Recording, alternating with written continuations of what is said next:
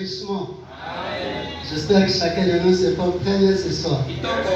Amen. Que Dieu soit loué. La naissance des frères Branham, c'est toute une fête et je crois que cette fête, elle est notre fête, n'est-ce pas? Amen. Ce n'est pas pour rien que nous la célébrons aujourd'hui.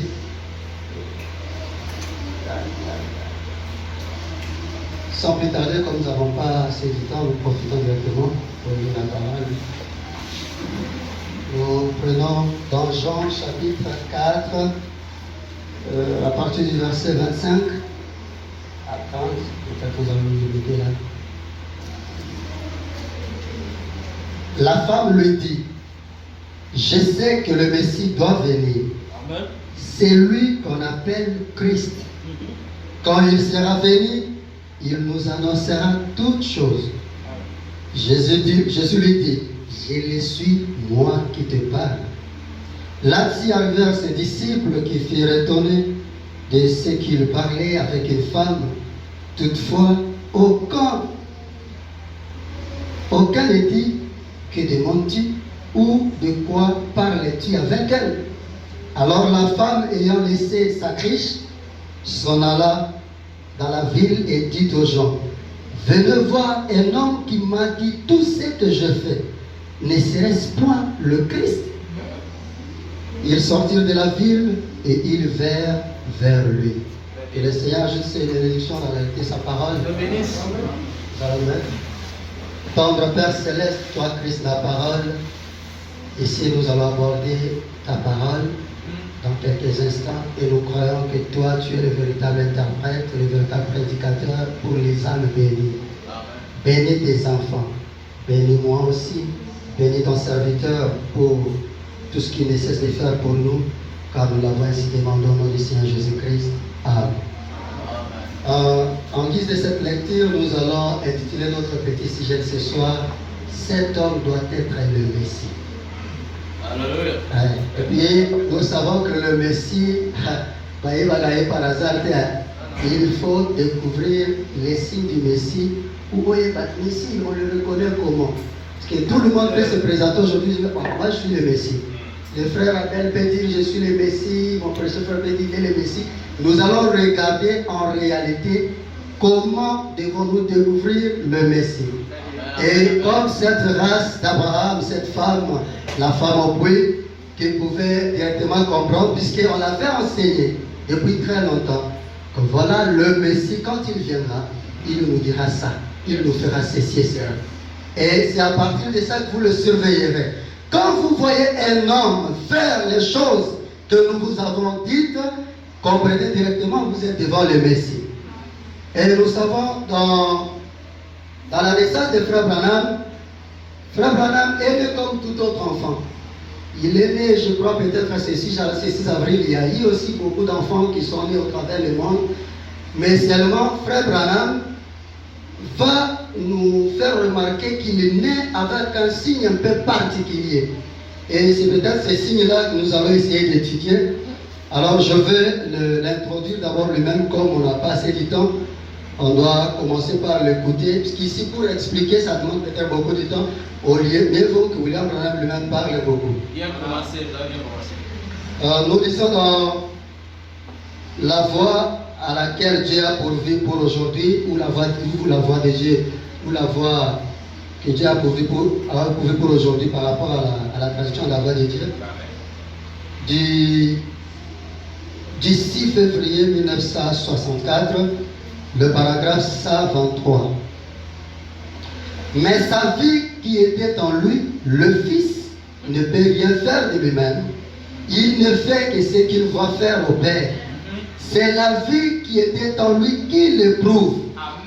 Ce n'est pas parce qu'il était juif que cette petite femme au puits a cru qu'il était le Messie.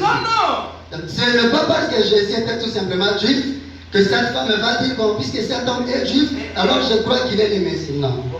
On ne le reconnaît pas comme ça. C'est parce qu'il pouvait discerner les pensées de son cœur. C'est ça qui faisait de lui le Messie. D'abord, nous allons maintenant retenir que la première des choses que nous pouvons découvrir sur le Messie, c'est le discernement des pensées. Après à cause à la Massia, n'est-ce pas ça? Parce que, et là, nous savons qu'il y a eu l'imitation des discernements des pensées et tout, mais comme Dieu est Dieu, il finit toujours par faire encore quelque chose qui mettra toujours la différence. Attends, oui, mais est-ce qu'il y a un peu de monde? C'est ça. Donc, maintenant, nous voulons introduire notre petit sujet avec une petite explication, mais qui m'aidera aussi. Je vais commencer à le lire. C'est une histoire de la dame qui voulait raconter à Frère Branham lors de sa naissance. Et c'est dans cette histoire que cette femme de Frère Branham, on l'a répété à l'église, il va commencer à nous montrer comment était la naissance de Jésus. Il a montré comment Jésus était né, comment les mages ont pu quitter des côtés différents, parce qu'en réalité, les mages ne sont pas venus d'un seul côté. Chacun est sorti de son côté, chacun suivait son étoile, et même ils se sont rencontrés devant la porte de Bethléem. C'est-à-dire qu'ils vont commencer à se consulter l'un l'autre. Yo, où tu viens de quelle famille? Tu viens de quelle famille? Et ainsi de suite. Voilà pourquoi nous voulons commencer. Nous parlons, nous lisons, nous commentons, nous lisons. Yeah. Amen. Ici, c'est dans les premières expériences spirituelles. Je crois prêcher en secondaire, 13 juin secondaire. Frère Branham veut raconter cette histoire. Qui se passe avec lui et la dame. Le paragraphe 23, Frère Branham dit, je n'ai rien à voir avec les prédicateurs. J'ai dit, je n'ai rien du tout à faire avec eux. Pas du tout. Je fouillais toujours cela. Vous savez, je pensais à cela pendant que cela me parlait et je savais que c'était la même chose. Maman m'avait dit que ces choses étaient du diable et je m'en gardais. Voyez? Et je dis, non, je n'ai rien à faire avec cela. Et elle a dit, eh bien, personne ne t'a donc dit de cela. Elle a dit, n'est-ce pas étrange que les prédicateurs n'aient pas reconnu cela? Qu'est-ce que le prédicateur n'avait pas reconnu? C'est que la dame voulait dire à Frère Branham, parce que la dame trouvait ça un peu étrange. Pourquoi les prédicateurs ne pouvaient pas comprendre ces choses, ne pouvaient pas reconnaître ceci? Ouais. N'est-ce pas étrange que les prédicateurs n'aient pas reconnu cela? J'ai dit, je ne perds pas mon temps là où ils sont. J'ai dit, je vous remercie beaucoup. Elle a dit, eh bien, regarde, tu es né sous un signe. Et j'aimerais te dire ceci sous forme d'un don. Et elle a dit, si heureusement tu peux reconnaître cela. J'ai dit, oui madame. J'ai dit, peut-être que je deviendrai un Daniel Boone. J'aime chasser et je suis né dans le Kentucky. Et alors, elle a dit, comme cela, et elle a dit non. Elle m'a appelé, elle a dit non. Ce n'est pas ce dont je parle. J'ai dit, eh bien, peut-être que je deviendrai un homme d'affaires. J'ai l'instruction de l'école primaire. Elle a dit, ce n'est pas ce dont je parle. Je ne sais pas ce que tu deviendras. Mais je sais que d'après l'astronomie, en ce temps-là, elle a essayé de parler des cycles et des commémorations du Fils de Dieu dont les 3 étoiles s'étaient assemblées. Elle a dit, 3 mages, les mages suivaient 3 différentes étoiles. Ils ne savaient pas quand ils venaient. Elle a dit, et quand ils se sont assemblés, ils se sont rencontrés à la porte de Bethléem, suivant 3 différentes étoiles, et elles ont formé une étoile du matin qui s'est suspendue au-dessus de Christ. Donc, quand l'étoile que suivaient les mages, chacun suivant son étoile, quand ils se sont rassemblés, que ces 3 étoiles se sont fusionnées, ces 3 étoiles se sont allées pour se suspendre sur la tête au-dessus de Christ. Or, nous allons voir si en réalité, dans la naissance de Frère Branham, si le 6 avril, cette même étoile est encore revenue pour se suspendre au-dessus de Christ. Parce que cette étoile ne suit pas n'importe qui. L'étoile du matin suit toujours Christ. Voilà pourquoi, même cette dame, vous allez l'entendre parler, qu'en réalité, ça, depuis que cet événement s'est produit au temps de Jésus, ça ne s'est jamais répété jusqu'à ce que toi, Branham, dans mon colonial le 6 avril, nous avons encore remarqué ce fusionnement. Amen, amen, amen, amen. Elle continue, elle va nous présenter comment nous sommes venus des 3 fils de Noé. Nous allons continuer à le lire rapidement.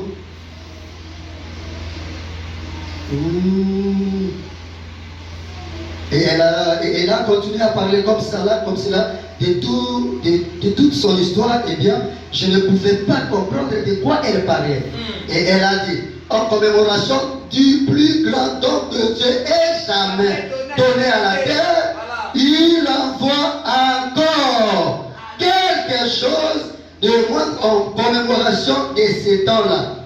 Eh bien, je dis, madame, je ne suis pas chrétien. Je n'ai rien à faire avec les prédicateurs. Je n'ai rien à faire avec ce que vous... Je ne connais rien sur les étoiles. Tout ce que je sais, c'est que je suis garde-chasse et tout. Là, j'ai sauté même l'histoire. Apparemment, j'ai sauté l'histoire là où elle parle des 3 fils de Noé. Ouais, voilà, c'est là. Elles ont formé, elle a dit, l'une, c'était la descendance de Cam, de Sem et de Chafet, les 3 fils de Noé. Et elle a dit, ces 3 étoiles ont fusionné et ont formé une seule étoile qui s'est suspendue au-dessus de Christ. Elle a dit, alors quand elles se sont séparées, elles n'ont jamais regagné l'orbite.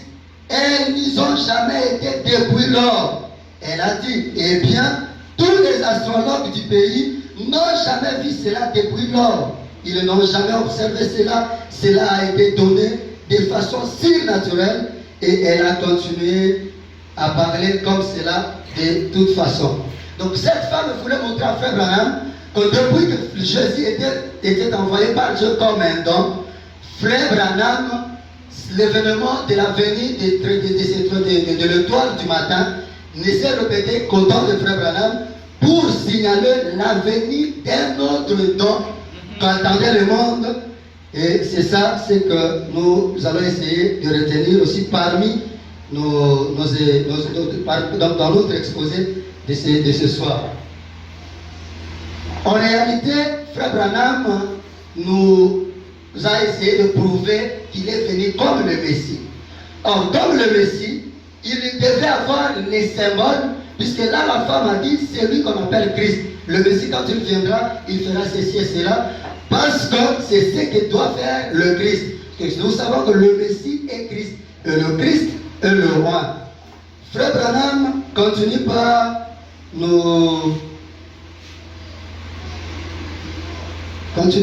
nous exhorter un tout petit peu encore ici.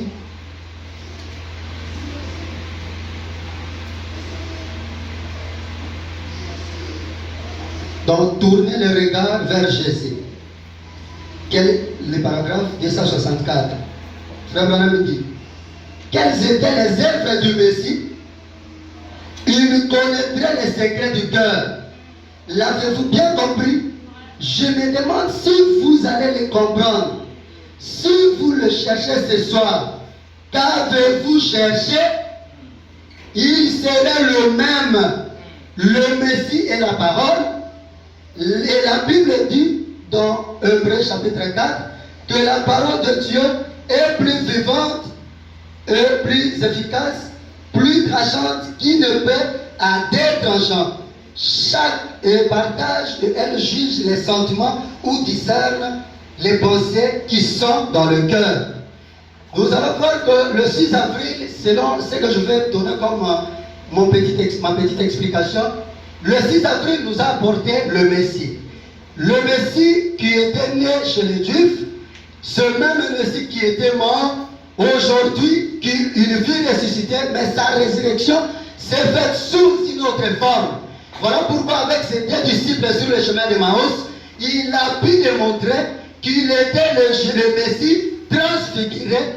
Et pour le reconnaître, il fallait le reconnaître sous sa forme du brisement de pain. Sous la forme où il se démontre comme celui qui vous discerne les pensées, celui qui vous décortique la parole, les 7 sceaux. En lisant cette dernière citation, pour descendre, Frère Branham dit, une église séduite par le monde, le paragraphe 45, c'est ce que l'église a fait. Elle a adopté, c'est ça. Elle a adopté la politique, l'instruction. Elle a adopté les organisations, l'association, les grandes églises, des prédicateurs très distingués. Et lorsque le véritable roi arrive, il ne le reconnaît pas. Amen. Il crucifie même le Saint-Esprit qui est leur roi. Ils ne le reconnaissent pas, mais ils se moquent de lui et le tournent en dérision. C'est que les Juifs, c'est que eux, les Juifs, ont fait à leur Messie, l'Église est en train de faire à son Messie. Amen. Ils ne le savent pas. Aujourd'hui, le Messie est venu, il nous a prouvé qui il est, mais l'Église ne l'a pas reconnu. Que Dieu bénisse. Amen. Je vous invite à mettre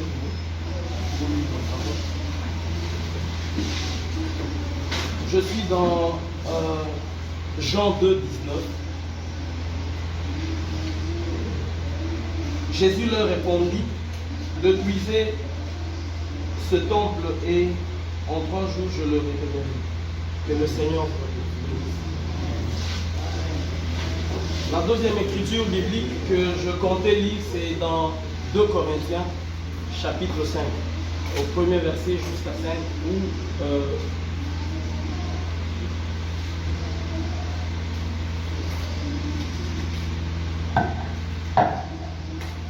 là où Paul est en train de parler, si jamais votre corps dans lequel vous êtes était détruit, il y a un autre corps qui vous attend. Alors,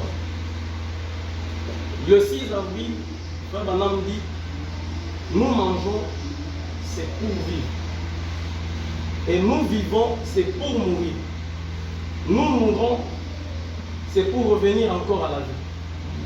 Amen. Il n'y a pas de résurrection, ou bien il n'y a pas de naissance s'il n'y a pas eu la mort. Amen, amen.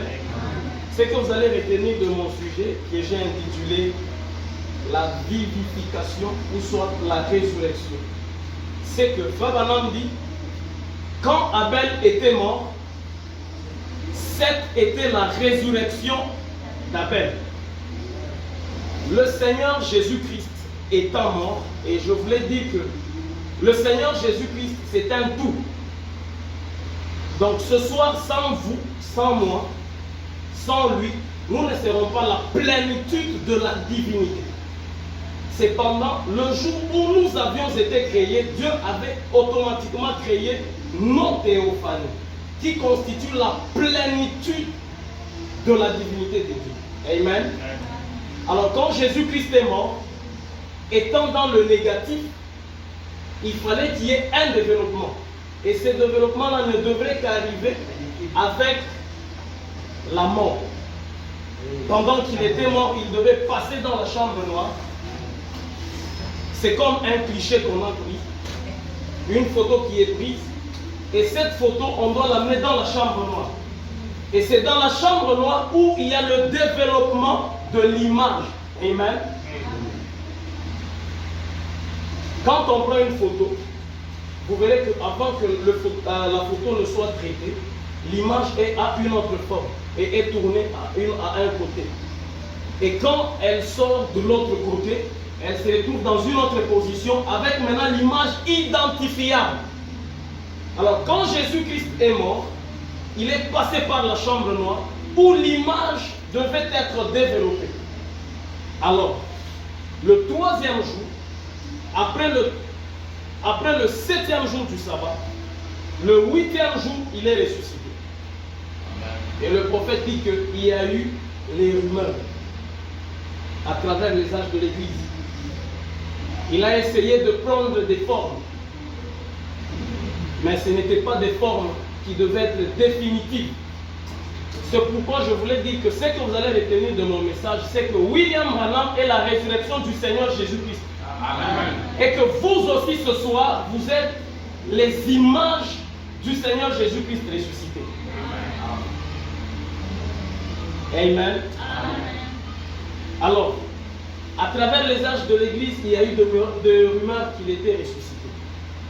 Mais on ne l'avait jamais vu.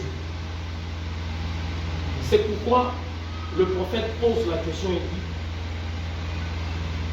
quand la parole de Dieu sera révélée, quelle image prendra-t-elle? La parole de Dieu doit avoir une image. Alors qu'à travers les âges de l'Église, on ne pouvait pas avoir Dieu dans sa totalité. Ce qui veut dire qu'on ne pouvait pas non plus voir l'image de Dieu.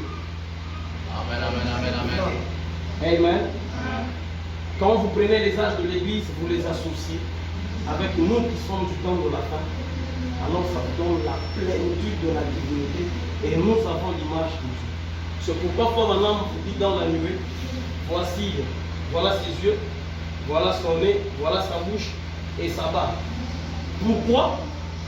Parce que conformément à Matthieu 17, quand ils avaient vu Jésus-Christ transfiguré, c'est-à-dire changeant de masse ou de forme, il y avait un visage qu'il avait. Amen.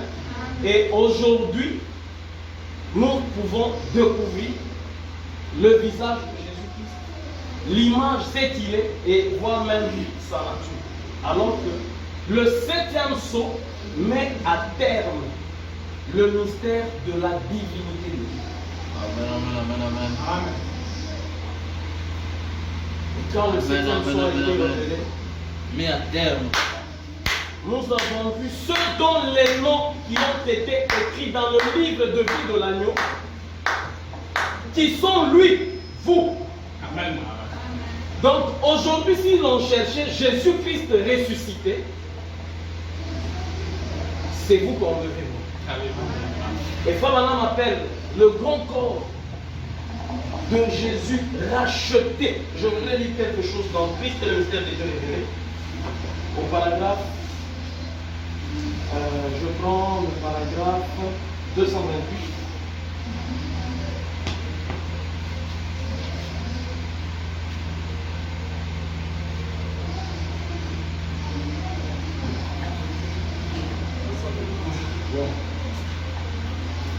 J'y suis. Je vais lire juste là où ça fait. Il dit, je commence. Mais lorsque le grand corps racheté au travers de tous les âges s'élèvera, alors il y aura là une grande foule. Apocalypse l'exprime. Un grand nombre que personne ne pouvait compter est sorti de tous les âges. Ceux qui ont marché dans la lumière de la Bible au fur et à mesure qu'elle leur était révélée. Je prends encore 524.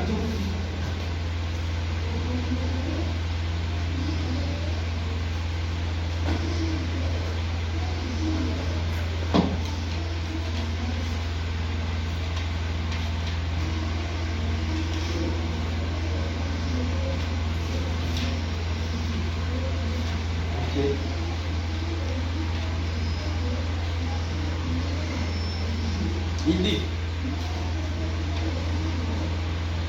vous voudrez commencer au début, moi je prends au début. Les paroles du livre et la parole, c'est lui.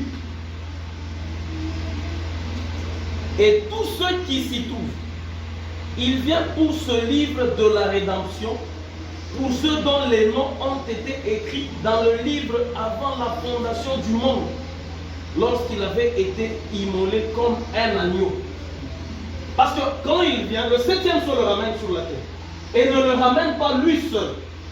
Quand le 7e sceau le ramène sur la terre, sous la forme de la nuée, il accomplit Jude, verset 14. Jude 1er, verset 14. Donc il revient avec les myriades qui sont. C'est pourquoi le prophète dit, c'est la transformation se poursuit. C'est le négatif, le positif.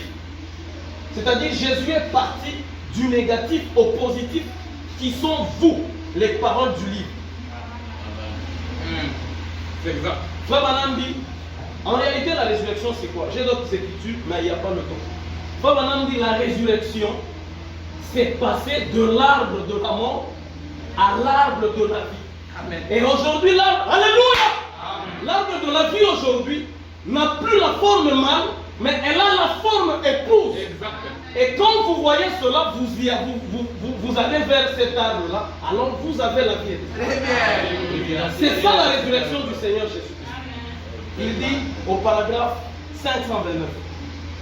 Alors notre autorité, c'est un royaume. Amen. Le royaume de Dieu est en vous, dit la Bible, Jésus. Le royaume. Nous ne sommes pas une dénomination, nous appartenons à un royaume. Et le royaume, c'est la parole de Dieu rendue esprit, amen, et vie dans notre propre vie. Très bien. Faisant s'accomplir chaque promesse de ce jour. Très bien. Comme ça, c'était fait en ce jour-là, quand la parole et Dieu étaient un. Amen. Et la parole et Dieu sont un dans son église. Aujourd'hui, faisant de cela l'autorité du corps. Alléluia. Qui est racheté. Très bien. Pour apporter le message dans le dernier jour. Voilà. Et être tiré d'entre les morts lors de la résurrection. Pour retourner et être restauré de nouveau. Comme Adam et Ève au commencement dans le jardin d'Éden. Le triple mystère de Dieu. Son corps, oh là là, observé attentivement maintenant. Alléluia. C'est comme un type Israël. Très bien. Jadis. Je voudrais lire très rapidement dans Jésus-Christ, le même hier, aujourd'hui et éternellement. Donc Jésus-Christ ressuscite et il prend la forme de la nouvelle Jérusalem. Le royaume. Très bien. Paragraphe 11. Le royaume. Je préfère que vous lisez le paragraphe 11, Jésus-Christ le même hier, aujourd'hui et éternellement. Mais moi je vais lire dans les expressions que je termine. Je prends les expressions paragraphe 16. Amen. Okay. Je lis ce qui est. Ce jour-là, il a vu cette parfaite expression de Dieu, ce qu'il allait faire pour faire savoir à l'homme que la mort n'est pas la fin de la route. Ce n'est pas la fin. Amen. C'est le commencement. C'est la fin de la douleur. Voilà. Comme vous ce soir. Amen. La mort de Jésus-Christ mettait la fin à vos douleurs. Amen. Que la mort du Seigneur Jésus-Christ met la fin à vos difficultés ce soir. Voilà. Que la mort du Seigneur Jésus-Christ ce soir vous apporte la joie. Amen. Que ceux qui sont malades soient guéris. Amen. Parce que la mort de Jésus-Christ avait un objectif de vous restaurer. Amen. Vous restaurer dans votre position. Alléluia. C'est pourquoi Frère dit la parole de Dieu vaincra le diable partout. Amen. Dans n'importe quelle circonstance. Et n'importe quand. Amen. Il leur a été envoyé la parole. Et la parole vous a guéri. Amen. Pour ceux qui craignent le nom de l'Éternel. Pour ceux qui craignent le nom de l'Éternel. Il verra le soleil de la justice. Et la guérison sera poussée. Alléluia. Alléluia. C'est la fin du temps de décision. Mais c'est le commencement du temps de joie et de récompense. Ce n'est pas la fin de tout. C'est seulement la fin des choses mortelles. Pour commencer avec les choses immortelles. Elle est allée se reposer. Dieu donne le repos à son âme. Et quand Job a vu cela, alors il s'est écrié que mon Rédempteur est vivant. Et alors quand Job a vu cela, c'est alors que Dieu a restauré tout ce qu'il avait fait. Vous allez remarquer que la résurrection s'était faite dans l'âge de l'éternité. Oui! Je dis dans l'éternité. Alors que mathématiquement parlant, selon le prophète Branham, l'éternité c'est un chiffre zéro. Voilà. Et zéro en mathématiques c'est un chiffre absorbant. Multipliez 0 par n'importe quel chiffre, il va absorber ce chiffre. Amenez tous vos problèmes. Multipliez-les dans l'éternité. L'éternité va absorber. Et que vos problèmes soient absorbés ce soir. Au nom du Seigneur Jésus. Que le Seigneur vous bénisse.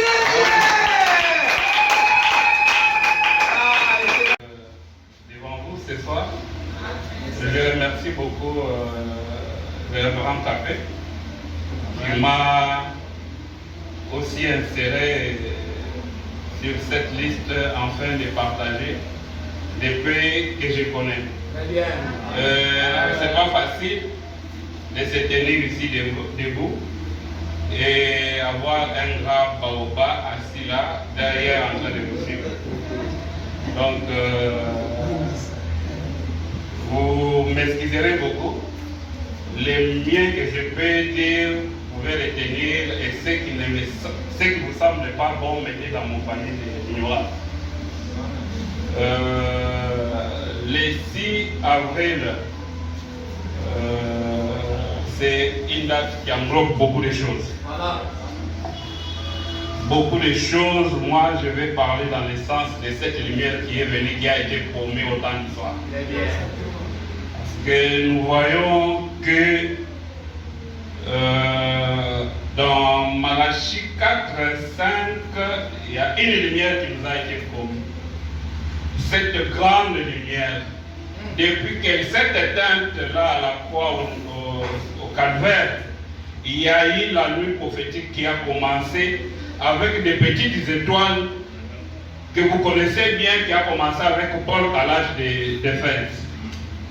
Et ces petites lumières, ces étoiles ont apporté cette petite lumière où la ligne qui était comme la planète gouvernante était en train de régner.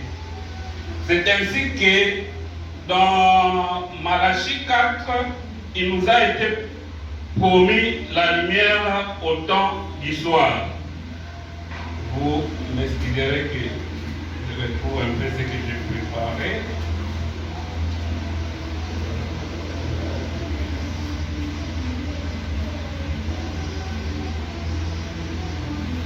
Vous savez,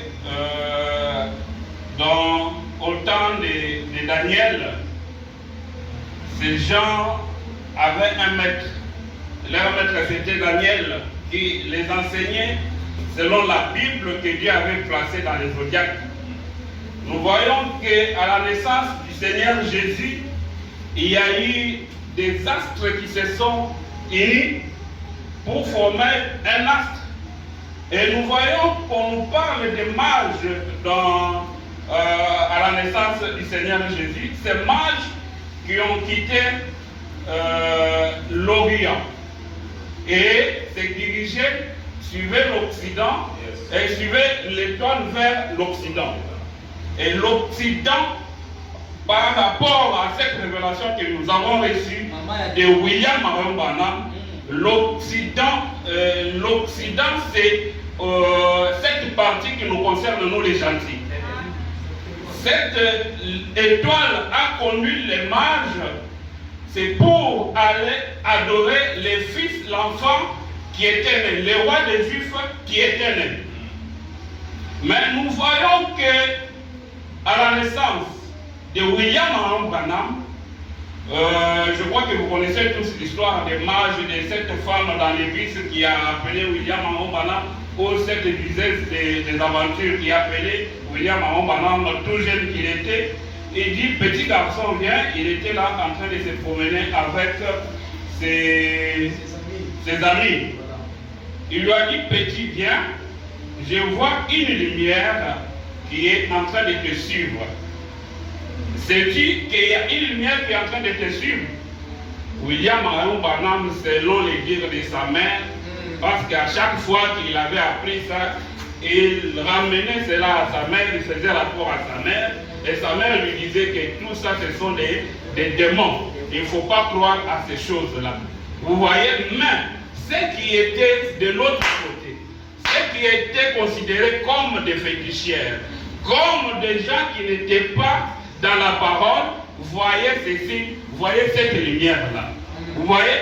Donc ce soir, moi je vais insister beaucoup plus sur la lumière au temps du soir.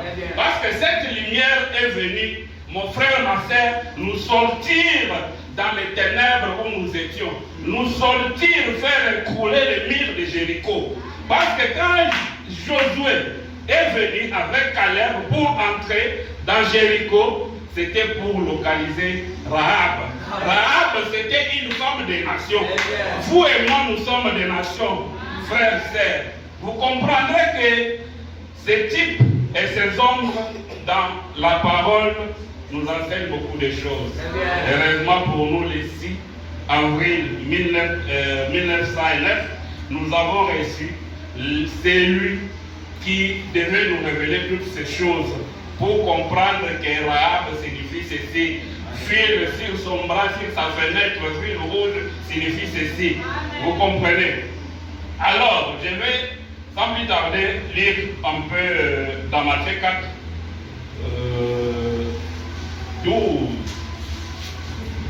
12 à 16. Quand Jésus a appris que Jean avait été mis en prison, il s'en alla à Galilée. Il ne resta pas à Nazareth, mais alla demeurer à Capernaum, ville située au bord du lac de Galilée, dans la région des Zabulon et de Nephtali. Il en fit ainsi afin que se réalisent ces paroles du prophète Ésaïe. Région des Zabulon, région de Naphtali, en direction de la mer de l'autre côté du Jourdain. Écoutez ceci. Galilée qu'habitent des non-juifs, le peuple qui vit dans les nuits verra une grande lumière. Pour ceux qui vivent dans les sombres pays de la mort, la lumière paraîtra. Nous voyons que ici, même du temps de Jésus, il y avait Galilée des Juifs et Galilée des gentils. C'est Galilée des gentils où il y avait l'obscurité, où il y avait toutes les mauvaises choses que vous connaissez. Parce que là, c'était... Veuillez vous mettre s'il vous plaît. Là, c'était les gens des nations considérés comme des idolâtres, des païens, des gens qui ne connaissaient pas Dieu. Mais qu'est-ce qui se passe dans ces passages? La Bible nous montre que Galilée qu'habitent des non-juifs. Non-juifs, ça veut dire ceux qui ne sont pas juifs. Les peuples qui vivent dans la nuit verra une grande lumière. Pour ceux qui vivent dans les sombres pays de la mort, la lumière paraîtra. Et aujourd'hui, mon frère, ma soeur, cette prophétie s'est réalisée le 6 avril 1909 à la naissance de William Marion Branham. Mon frère, nous voyons que quand William Marion Branham est né, il y a eu la lumière. Cette colonne de feu que vous voyez sur la photo de l'ange du Seigneur, quelques minutes après, est apparu pour dire bonjour au bébé qui venait de naître. Et nous voyons que William Marion Branham nous dit que toute sa vie, il a voilé cette lumière, cette colonne de feu en lui. Et cette colonne de feu, mon frère, ma soeur, ce n'est rien d'autre que la divinité elle-même. Le Seigneur de Jésus-Christ lui-même. Amen. Amen, amen, amen. Je vais je vais lire il y a ici un homme qui peut allumer la lumière, prêché le 29 décembre 1969, paragraphe 58. Maintenant, la lumière. La première fois que nous trouvons la lumière dans la Bible, c'est dans Genèse 1, 3. C'était la parole parlée de Dieu qui créa la lumière. Vous comprenez que quand Dieu a prononcé la parole, c'est après que cette lumière a jailli. Parce qu'auparavant, la lumière n'était pas là. Nous voyons que quand Dieu a dit que la lumière soit, et la lumière fut. Donc Dieu a commencé par prononcer la parole et ensuite la lumière, ce qu'il avait prononcé, s'est accompli. Nous voyons même que dans la Bible, Malachie 4, que nous aimons bien, cette parole, c'était une parole sans vie. Mais c'est à son accomplissement que cette parole est devenue la lumière. Parce que la Bible, quand vous avez la Bible, cette Bible, tout ce qui est dit, quand ce n'est pas encore accompli, ce n'est pas la lumière. Ce n'est pas la lumière, mais c'est à son accomplissement, à l'accomplissement de ce qui est dit dans la Bible. C'est à ce moment-là que cette parole devient la lumière. C'est ainsi que, mon frère, je continue avec, il y a ici un homme qui peut allumer la lumière. Maintenant, dans au paragraphe 59, maintenant, n'oubliez pas, la lumière vient donc par parole parlée de Dieu. Et la lumière est la confirmation ou l'objet dont il a parlé. La lumière, quand la lumière disparaît, cela montre que Dieu a dit que la lumière soit, et il n'y avait pas de la lumière. Et il a dit que la lumière soit, et la lumière fut. C'est une preuve. La lumière est la confirmation de la parole parlée. C'est la même chose aujourd'hui.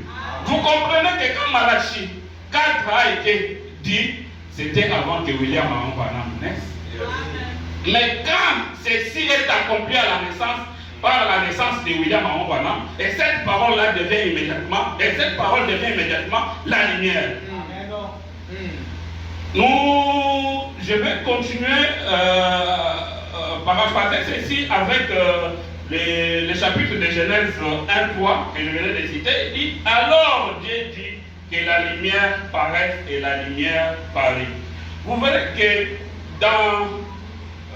que lorsque la parole est dans la Bible, elle n'est pas la lumière, je venais de dire ceci. Mais lorsque ceci est accompli, cette parole devient la lumière. Nous voyons, vous direz encore quelque chose, non seulement que William Branham est la lumière pour nous qui croyons qu'il est la lumière, William Marion Branham a porté la divinité en lui. Il a porté cette divinité en lui pour quel but? Parce que cette divinité ne devait pas seulement s'arrêter à William Marion Branham. Parce que William Marion Branham entend, étant cette parole, cette lumière accomplie, devait aussi venir vers nous la semence d'Abraham, cette semence royale, pour nous dire que nous aussi, nous sommes vraiment cette source de lumière pour les autres. Parce que quand vous vous rappelez bien, il a été dit à Abraham que ta semence dominera et sera une bénédiction pour toutes les nations. Mais Abraham qui était le type de Branham qui est l'antitype aujourd'hui. Comment nous, enfants de William Branham, qui est l'antitype de Branham, pouvons rester comme ça sans connaître ce que nous sommes réellement? C'est comme ça que moi, j'ai pris ce message en 2019. J'étais en train de chercher vraiment quelque chose ici où William Branham. Pour la petite histoire, je crois que j'en ai parlé avec le révérend Café. À ce moment, après quand je l'ai suivi, j'ai dit non, voilà, c'est là qu'il me faut, c'est là ma place. Donc je l'ai fait pression au téléphone pour connaître là où il habitait. Parce qu'il y avait quelque chose en moi et le jour qu'on s'est vu, je me rappelle de sa parole, il m'a dit en tout cas tu es persévérant, tu es combattant. C'était ici à sa maison. Donc vous voyez que cette lumière n'est pas ne concerne pas tout le monde, parce que cette lumière concerne que la semence prédestinée et la semence royale d'Abraham qui a été promise. Nous continuons pour lire un peu, vous me ferez quand même signe par rapport à mon temps. Il est déjà temps. Accordez-moi 2 minutes. Accordez-moi 2 minutes. Ok. Nous voyons que William Aaron Branham a porté cette divinité. Comme cet anneau qui a porté le Seigneur Jésus-Christ avant d'entrer dans Jérusalem. Nous voyons que cette même scène se répète à cette année de la fin. Mais pour ceux qui sont spirituels, ils comprennent que William Aaron Branham est l'antitype, c'est l'anneau qui a transporté le Seigneur Jésus, qui est la divinité pour entrer en Jérusalem. Mais aujourd'hui, c'est le William Aaron Branham, notre frère bien-aimé, il a porté cette colonne de feu toute sa vie. Et nous voyons que lui-même a dit même dans cette prédication que ces anges, cette nuée de gloire, quand il est entré en moi, s'est engouffré en lui. Parce que cette nuée de gloire, ce n'est autre personne que le Seigneur Jésus-Christ lui-même. C'est ainsi que William Aaron Branham pouvait se mettre à la chair et dire: je vais vous tourner les dos et vous prouver que c'est le Seigneur, ce n'est pas votre frère, c'est votre Seigneur Jésus-Christ. William Aaron Branham a apporté cette divinité en vous qui êtes la nouvelle Jérusalem. Ce n'est pas un Kamba où il y a la nouvelle Jérusalem. La nouvelle Jérusalem, c'est vous l'épouse. Mais quand agir en vous, vous devez vous mettre à cette place, agir selon cette divinité qui est en vous. Vous devez agir avec cette puissance, reconnaître qui vous êtes réellement. Parce que la divinité vit en vous. Aucune maladie, aucun problème, aucune pauvreté ne peut vous déranger. Parce que vous avez la lumière en vous, parce que vous avez la divinité en vous. Je vous dis et je vous remercie. Vraiment une date historique, une date qui continue vraiment à circuler. Surtout qu'avant on ne parlait pas beaucoup de ça. Mais aujourd'hui, c'est devenu vraiment quelque chose qui est à la ligne, c'est tout le monde qui en parle. Et de cela, ça suscite beaucoup de questions dans nos assemblées. Les gens posent des questions. Et vraiment, à ces questions que nous allons essayer de répondre. Mais avant ça, on va se tenir debout pour lui la parole.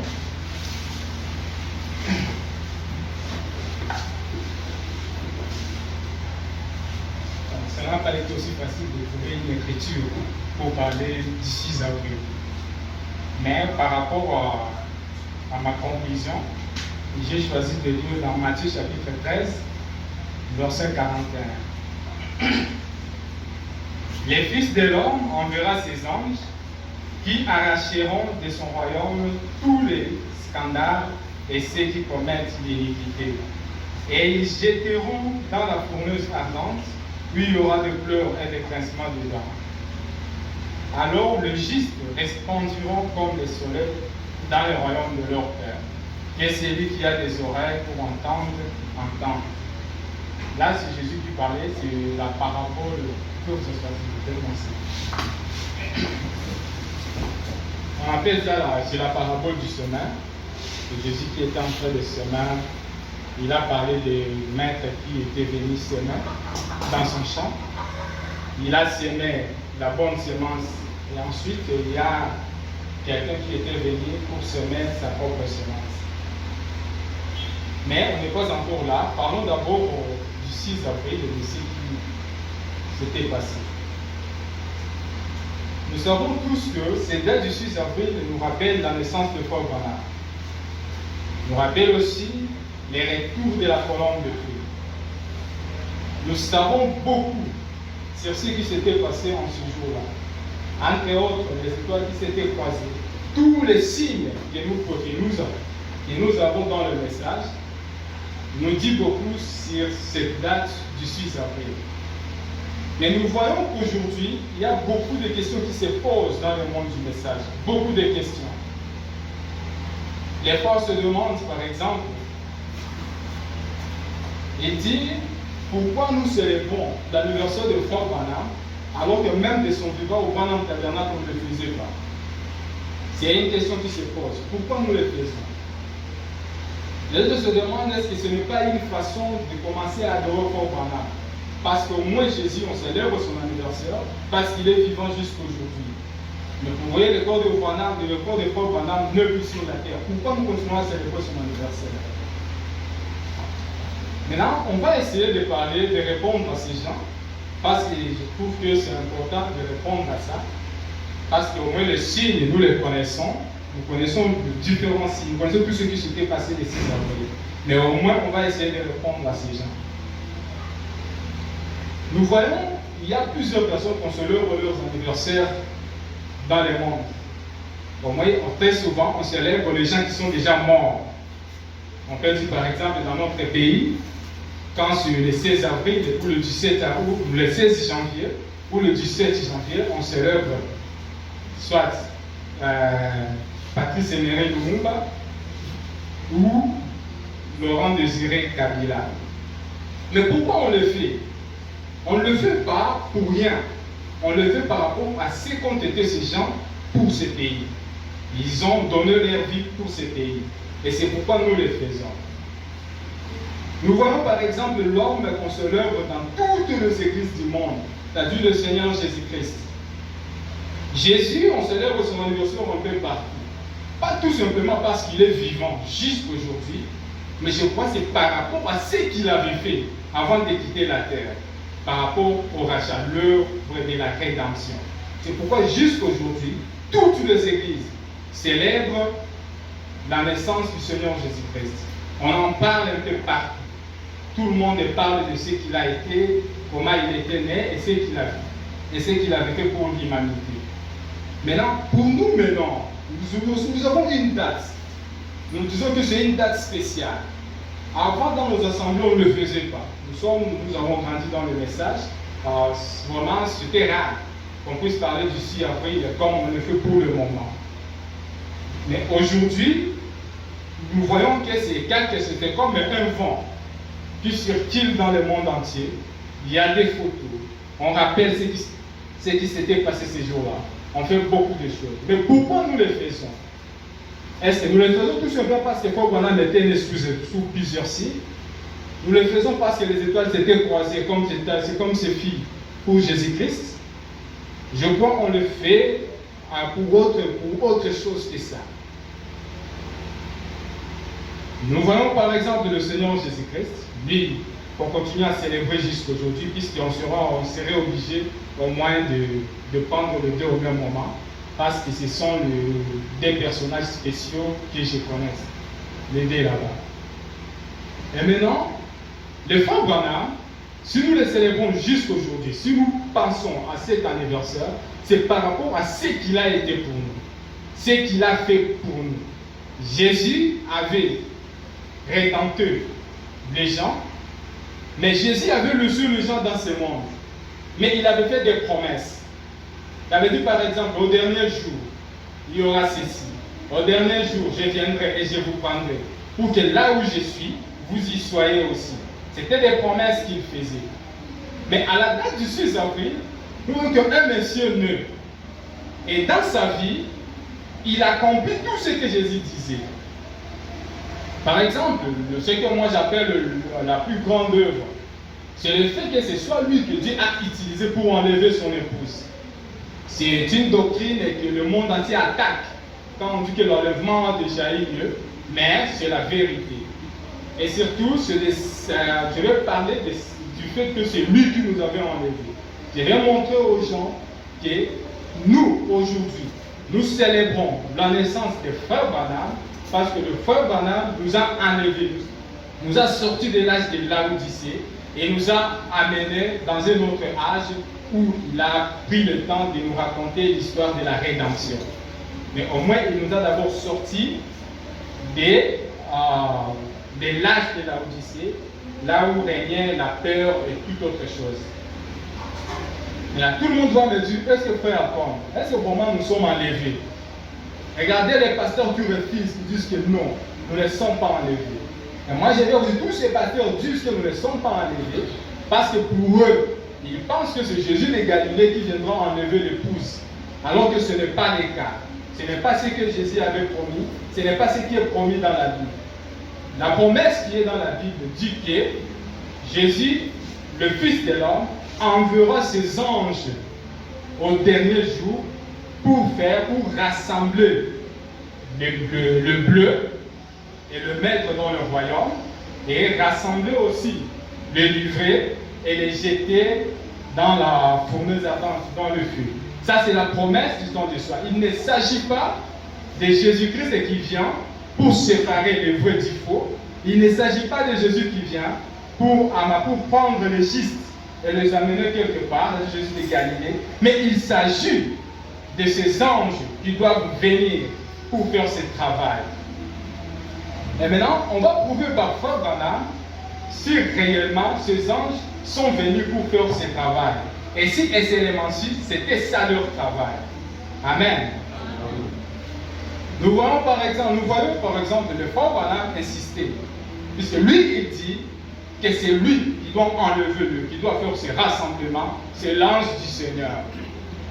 Est-ce que l'ange du Seigneur est venu? Le Frère Branham dit oui. Il dit que la photo que nous avons ici, ce n'est pas sa photo. C'est la photo de l'ange du Seigneur lui-même. Maintenant, quel est le travail de cet ange? Pourquoi il n'a décidé que de venir en ce temps du soir? Pourquoi il n'était pas venu au temps des Paul? Pourquoi? Mais seulement aujourd'hui au temps du soir. Quel est son travail? Nous lisons Frère Branham.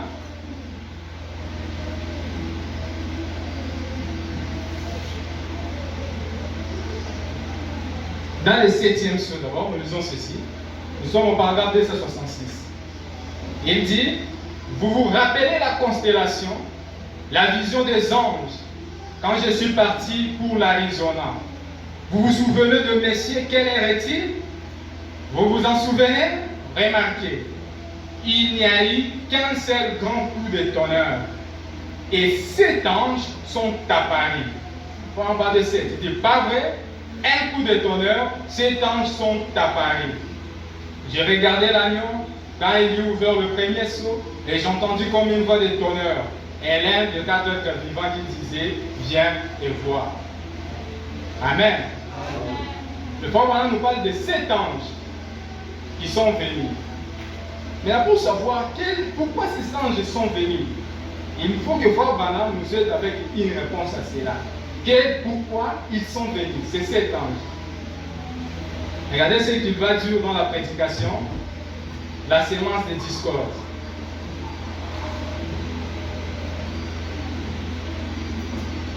Excusez-moi encore, puisque pour le moment, les gens attaquent la doctrine sur l'enlèvement, alors qu'il n'y a pas de doctrine vraie, comme celle qui dit que l'enlèvement a déjà eu lieu. Remarquez, la sémence des discours, nous sommes au paragraphe 19. Il dit, remarquez, au verset 41, là il parle du Matthieu chapitre 13, là où j'ai lu. Remarquez au verset 41, là encore les deux sont très proches, c'est-à-dire les deux sémences. Tellement proches dans les derniers jours qu'il ne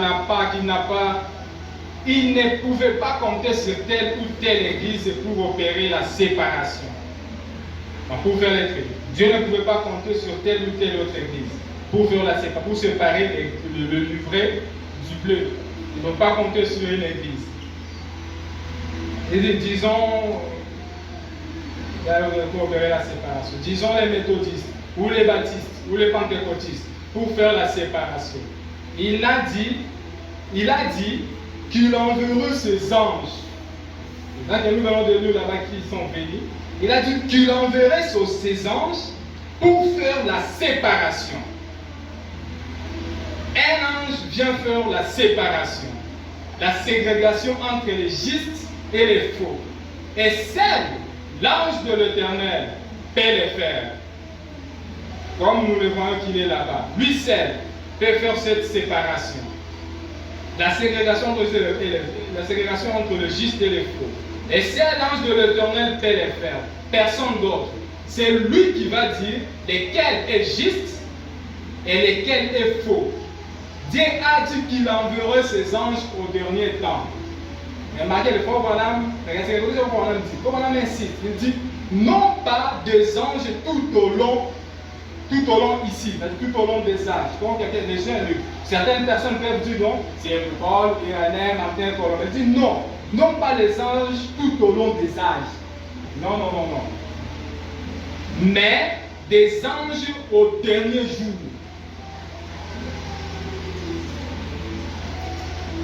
Et qu'ils procéderaient à un rassemblement. Ces anges, c'est leur travail. Ils procéderont à un rassemblement. Nous savons que le temps de la moisson approche maintenant. Or, un ange, en fait, est interprété comme un messager. Et nous voyons qu'il y a 7 anges de cette église. Et maintenant, non tout au long des âges, parce que même ceux qui sont venus ce jour-là, ces anges, c'était les anges célestes de cet âge de l'église. Mais c'était venus tous au même moment, avec un but principal, rassembler l'épouse et l'amener dans la gloire. Amen. Je crois que vous comprenez que vous êtes en train de saisir ce que je suis en train de dire. Cette journée du 6 avril, ce n'est pas une journée comme toutes les autres, non. Aujourd'hui, Dieu nous a visités et il nous a parlé et il a fait en sorte que nous puissions quitter l'Odyssée. Donc, le Seigneur Jésus-Christ a fait le premier travail, il a rédempté les gens, il a fait les rachats, mais il nous a laissés dans le monde. Mais c'est lui qui est venu accomplir la promesse que le Seigneur Jésus-Christ avait dit, c'est Frère Branham. Et c'est pourquoi jusqu'aujourd'hui, par rapport à ce qu'il a fait pour nous, nous continuons à célébrer son anniversaire. Que le Seigneur vous bénisse. Je vous aime aussi beaucoup parce que vous nous donnez confiance pour nous écouter. C'est pas facile. Mettons à côté de vous pour les apporter. Je vais lire des citations de la Bible. La première citation, je vais lire dans Ésaïe 60. Lève-toi, sois éclairé, car ta lumière arrive. Et la gloire de l'Éternel s'élève sur toi. Voici les ténèbres couvert la terre, et l'obscurité l'obscurcit le peuple. Mais sur toi, l'Éternel s'élève. Sur toi, sa gloire apparaît. Des nations marchent à ta lumière, et des rois à la clarté de ta rayon. Portez tes yeux à la tour et regardez. Nous allons lire encore dans Actes des Apôtres, Actes chapitre 6. Oui, nous allons contre Actes. Acte 6, nous allons commencer par 19. Répondez-vous donc et convertissez-vous pour que vos péchés soient effacés, afin que des temps de rafraîchissement viennent de la part du Seigneur, et qu'il envoie celui qui vous a été destiné, Jésus-Christ, que le ciel doit recevoir jusqu'au temps du rétablissement de toutes choses, dont Dieu a parlé à l'anciennement par les bouches de ses saints prophètes d'autrefois. Que Dieu ajoute la bénédiction sur sa parole. Que Dieu bénisse. Joyeux Noël. Joyeux Noël, branhamiste. Moi, je suis dans la joie. Vraiment, nous allons parler de ça. Mais même si l'État n'est pas là, mais nous allons essayer quand même de parler. Je vais parler quelque chose, un petit sujet, une vie particulière et étrange de William Branham. La vie de William Branham est une vie particulière et étrange. Il n'a pas la même vie que vous et moi. Parce que parfois nous sommes nés, mais les événements qui se sont produits à la naissance de William Branham, William Branham dit, toute ma vie est un mystère. Il est dit dans l'expectative. Il dit, toute sa vie est un mystère. Mais quand nous regardons dans le mariage, la femme est censée connaître les caractères de son époux pour s'identifier à son caractère pour la Bako Mamoko. Mais la femme de William Branham n'a pas compris Frère Branham. C'est pourquoi Frère Branham dit que toute ma vie est un mystère. Mais grâce à vous, soit rendu parti parce que les cerceaux sont ouverts. Nous avons compris les mystères de Dieu. Je vais parler sur une vue particulière et étrange. Frère Billy Oswanga n'a pas pu aller vraiment. Oui. Une vue particulière et étrange. Faites un peu vite, il faut. Ok. Vraiment, Dieu bénisse. Je vais parler sur. Frère Branham dit Dieu s'est réservé des berceaux. Dieu s'est réservé des berceaux. Dans des moments-ci, dans la date que nous sommes maintenant, Frère Branham nous dit c'est la date d'adoration. C'est la date qui est sacrée. Nous devons être conscients de la date que nous sommes. Le 6 avril 1909. C'est la date qui est sacrée. Et Frère Branham dit, parfois vous pouvez acheter même les bonbons pour les enfants, mais ce n'est pas seulement pour les enfants, mais c'est pour vous les adultes, pour mieux enseigner à vos enfants la réalité du vrai Noël, du véritable Noël. Amen. La réalité du véritable Noël. Frère Branham dit donc quelque part dans la brochure la dislocation du monde, paragraphe 132, Frère Branham dit il y a eu un fermier dont cet homme-là Azalaki Motoki à ma papa.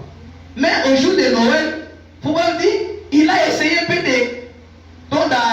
d'investir quand même quelque chose qu'il obtenait à son travail pour que les jours de Noël qu'il invite Jésus-Christ lui-même, qu'il image avec lui à sa maison.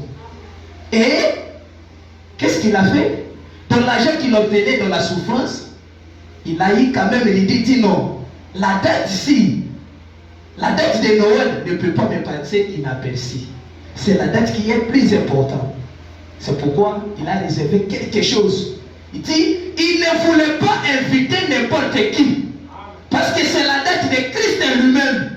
C'est la date que le libérateur est né. Si Jésus était le libérateur, regardez même Moïse. Frère Branham dit dans la brochure, j'ai oublié la brochure, à Kadesh Barnea. Il dit Moïse était le libérateur législateur. Si Moïse, lui qui était né uniquement pour faire l'exode, la libération du peuple, la même chose c'est avec William Branham. Frère Branham est né pour nous libérer. Frère Branham dit je suis né pour rendre vos vies libres. Est-ce que vous le croyez? Vous êtes libres par la naissance de William Branham. Frère Branham dit là où vous voyez une autre lumière brillante, c'est une autre Noël, la naissance de nouveau de Christ. Nous allons essayer de parler. Prenons avec moi dans la brochure pourquoi la petite Bethléem. Faut qu'on ait dit dans le paragraphe 40 jusqu'à 41. Faut qu'on ait dit nous voyons cela et cela nous porte à réfléchir lorsque nous considérons ces grandes choses et comment nous voudrions qu'elles soient. Il est alors vraiment réconfortant aujourd'hui de penser que même si nous sommes un petit groupe de gens, même si nous sommes insignifiants aux yeux du monde et des plus grandes églises dénominationnelles, parfois Dieu utilise ces petites choses simples malgré tout. 41. Car il est aussi écrit dans les Écritures, n'écris point. C'est pourquoi je vous dis le peuple, un petit peuple de notre révérend, les grands côtes, les révérends Capé. Mon peuple, messieurs, mes frères, écoutez ce que dit Frère Branham. C'est une citation que j'aimerais vous parler pour que cela nous donne encore la force. Car il est aussi écrit dans les Écritures, ne crains point, petit troupeau, car votre Père a trouvé bon de vous donner les royaumes. Nous sommes un peuple qui croit au royaume, parce que nous vivons dans le royaume. Amen. Notre Père lui-même, c'était un grand dribbleur du royaume, un attaquant spécial. C'est pourquoi Dieu a trouvé bon de nous donner, nous, un petit peuple, les royaumes. Mon frère, vous pouvez faire le tour dans le monde, mais si vous n'êtes pas dans le royaume et que ce royaume n'est pas venu pour vous, en tout cas, c'est la chose la plus pitoyable. Faut me dire, ne crains point, petit troupeau, car votre Père a trouvé bon de vous donner le royaume. Quel réconfort pour moi de savoir qu'aussi sûr que Jésus devait naître dans la petite Bethléem, Jésus devait naître à Kentucky, je l'actualise. De même, ce petit troupeau sera celui à qui le Père donnera le royaume. Parce que c'est écrit et que toutes les Écritures sont inspirées et que les Écritures ne peuvent être anéanties. Elle doit s'accomplir. Nous avons donc l'espoir de savoir que c'est un petit troupeau qui recevra le royaume. Un fidèle petit troupeau. Vous savez là où se trouve votre fidélité? C'est parce que vous croyez la parole de Dieu mot à mot. William Branham a venu avec un message spécial. Même ceux qui sont dans le message n'arrivent pas à comprendre qui est William Branham avec son message à lui. Frère Branham a prêché le message, mais Frère Branham a son message à lui. Et ce message à lui, cela doit être un message spécial, prévu pour un peuple spécial, avec les auxiliaires spéciaux, comme notre révérend Kabé.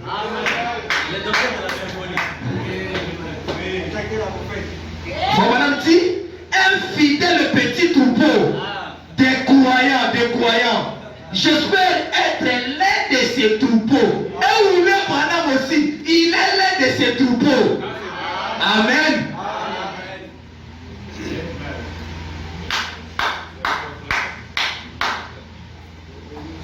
Branham dit, j'espère être l'un de ces troupeaux. Ou être dans ces petits troupeaux, devrais-je dire? Oh là là. Écoutez Frère Branham encore. Frère Branham dit dans la brochure. En tout cas, la date, il y a beaucoup de choses, mais je crois notre Père a parlé, nous connaissons tous la signification de la date que nous célébrons. Notre vrai Noël, notre véritable Noël que nous devons fêter. Mes frères, à vous les mariés, instruisez vos enfants. Frère Branham dit, vous êtes à vous les parents, les adultes. La date ici, pour instruire aux enfants la véritable Noël. La véritable Noël pour nous, c'est la naissance à Kentucky. Le plus grand don qui n'ait jamais donné à l'humanité. Frère Branham dit, écoutez William Branham. Il dit ceci. Dans la brochure, je vois J'irai 1. Il dit, qu'il nous bénisse. Jésus-Christ, dans la paragraphe 151. Jésus-Christ est le même hier, aujourd'hui, éternellement. Et ainsi confirma pour Abraham. Alors c'était réglé. Lorsque, par la foi, il eut vu ce qu'il était. Il est allé de l'avant, sans doute par incrédulité. Il ne douta point. Maintenant, connaît-il de sa postérité royale? Nous qui prétendons, nous les chrétiens d'aujourd'hui, qui prétendons embrasser la même coupe que celle qu'il a bouée, ayant en nous son esprit à lui, et le voyant confirmer la promesse qu'il avait faite, qu'il y serait ici avec nous. Ça c'est candé. Cette promesse dont produit l'accomplissement. Dans tous les âges, ça ne s'est jamais fait. Nous n'avons encore jamais eu cela. Fouillez les Écritures. Il faut même dire la présence que nous avons aujourd'hui, l'accomplissement que nous avons. Je peux dire un peu une chose. Allez-y. Tous les anciens de l'Ancien Testament, ils ont désiré voir le moment que nous vivons. Frère Branham dit, Daniel, il nous a salués. Il a dit même des choses qu'elle ne comprenait même pas. Mais il nous a aimés de loin. Ils nous ont même salués. Pourquoi? Parce qu'il connaissait les mystères que nous, les autres, nous deviendrons pour manger cela, c'est un mystère terrible pour eux. Ils nous ont aimés, ce sont nos bien-aimés. Ils n'ont pas vécu les moments que vous vivons maintenant. Nous vivons maintenant. Les moments des sauts, les messages des sauts, les messages qui secouent le monde aujourd'hui. Même si vous pouvez prêcher à Abraham, il ne saura pas. Attends, amen, on peut s'attendre, parce qu'il ne comprendra pas. Mais aujourd'hui, vous exaltez Abraham, père de la foi. Si vous prêchez à Abraham, le mystère du livre a convocaté. Voilà pourquoi Dieu vous a accordé le royaume, ces grands mystères du livre. Amen. Une vie particulière et étrange. Comment la vie de frère Abraham peut être une vie particulière et étrange? Même la naissance de Jésus a secoué, même le roi. Dans cet temps-là, le roi Hérode, il fut secoué de la naissance de Jésus. Pourquoi? Quel était l'impact de son avènement ou de sa naissance? Et voilà même cela pour ce que Hérode puisse recommander. C'est très capital, très profond. Si l'histoire était passée de cette manière à l'époque, la même chose s'est répétée avec Moïse. Parce qu'il y a trois libérateurs. Il y a Jésus, il y a Moïse et il y a William Allen Branham. Là, ce n'est pas l'esprit qui travaille, non. Il y a un esprit qui est destiné à l'œuvre en habitant un corps. C'est pourquoi cet esprit est venu habiter le corps de William Branham. Il est le libérateur qui est venu de Sion. Amen. Une vie particulière et étrange de William Branham. Bon, il y a qu'un mois. Il y a qu'un mois. Pour les qui s'est dit d'abord, il y a bon, il y a Branham. Je peux me parler au loin. Même la vie de William Branham, la naissance de William Branham, c'est la naissance qui a secoué toutes les naissances des prophètes de l'Ancien Testament. Personne n'est né comme William Branham. C'est pourquoi il y avait une femme, il dit, ça va secouer le monde. Les gens savaient. Même si Branham essaie d'esquiver que toi tu es sous un signe particulier, il dit non. La femme dit viens, tu connais ta semblable. Tu connais au moins ce que j'ai dit. Est-ce qu'on ne t'a pas enseigné même à un prédicateur? Frère Branham faisait tout, c'est pour élargir la pensée de la parole. Pour que vous et moi nous puissions comprendre la vraie naissance de Christ aujourd'hui. Amen. Les dons de Dieu trouvent toujours leur place. Allez-y. Que dit Frère Branham? Frère Branham me dit,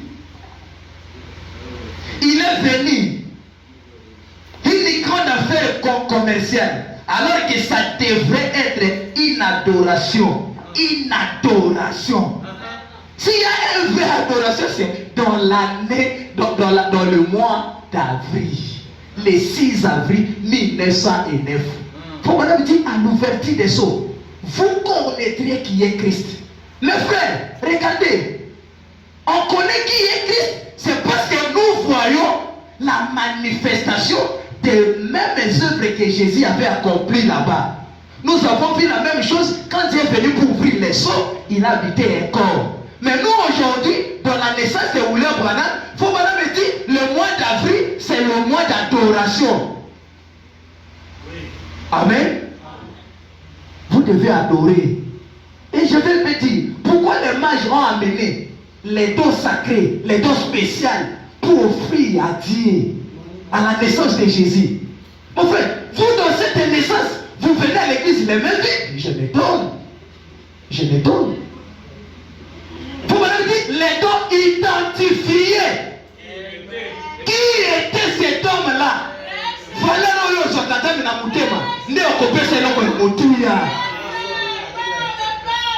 vous venez à l'église, c'est la parole.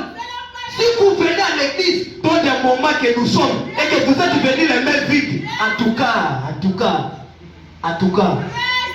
je n'ai pas la réponse, c'est à vous. Et tout bénisse. Faut voilà me dire. Eh bien, Dieu conduisait ces mages parce qu'ils avaient des véritables dons. Dieu a conduit ces mages parce qu'ils avaient des dons identifiés, appropriés pour identifier son fils. Amen. Les dons appropriés pour identifier son fils. Il y avait l'or, la sens et mythe. Faut madame dire, c'était la divinité en service pour mourir. C'est parce qu'ils connaissaient la valeur de cet homme-là. Faut madame dire, la première des choses qu'ils ont fait, quand ils ont trouvé, ils n'étaient plus le bébé, mais ils ont trouvé un enfant à l'âge de 2 ans. Ils se sont prosternés pour l'adorer. Ils ont amené les dons spéciaux de vous et moi. Est-ce qu'on a amené les dons spéciaux pour William Branham, le roi des rois? Que Dieu bénisse.